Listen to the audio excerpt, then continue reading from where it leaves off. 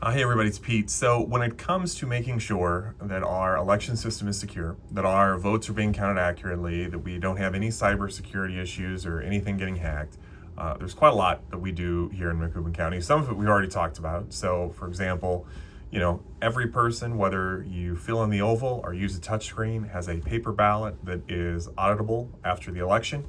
At no point are the touch screens ever connected to the internet. At no point are the tabulators that you put the paper ballots in ever connected to the internet. At no point is the election results where we upload them, that computer, ever connected to the internet. We keep that totally separate from the website upload online, the computer, using flash drives to take that information back and forth. So there's no way that someone would be able to hack into the voting machines, get into our election results system without being physically present. Now, could they potentially hack the election results website? Yeah, potentially they could. A lot of steps in place to make sure that doesn't happen, but they could.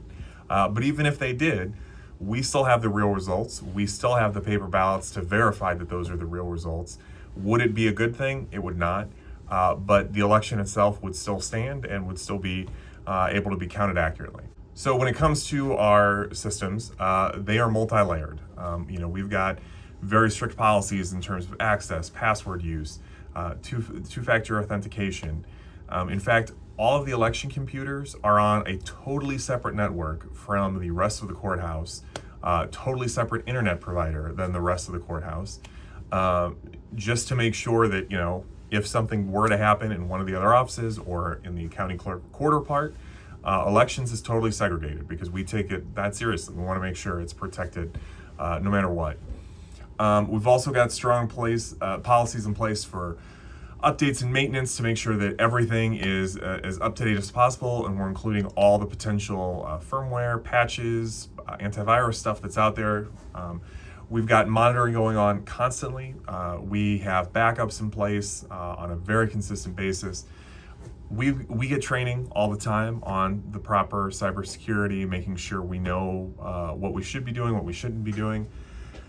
And it's an ongoing process. We meet with the State Board of Elections every 2 years to go through the whole process. We do training with them every year. We have contact with them all the time. There's usually about a weekly email, if not even more frequent, closer to elections. So, we're doing the best we can in terms of making sure we're up to date and everything as secure as possible. We also definitely walk through phishing, suspicious people, making sure that we don't leave things around where they shouldn't be. We've got awareness as part of our training in terms of the election process and whether they're in the courthouse or in the voting center.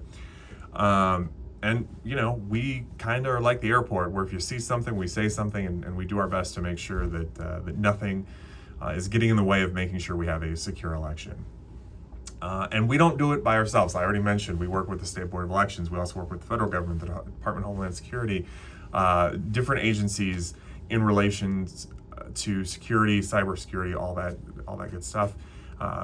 Obviously, we work with other county clerks here in the state through both the association as well as the State Board of Elections to make sure we're sharing best practices, that type of stuff. And then, here in Macoupin, we've also been working with national partners and different organizations to try to make sure that whatever we're doing here is meeting the best standard possible nationwide. So we're doing our best there as well.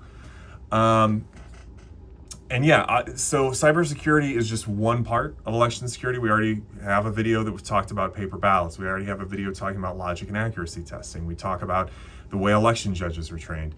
We talk about ballot security and chain of custody. We've talked about how judges are bipartisan, and through the entire process, both parties are represented on election day.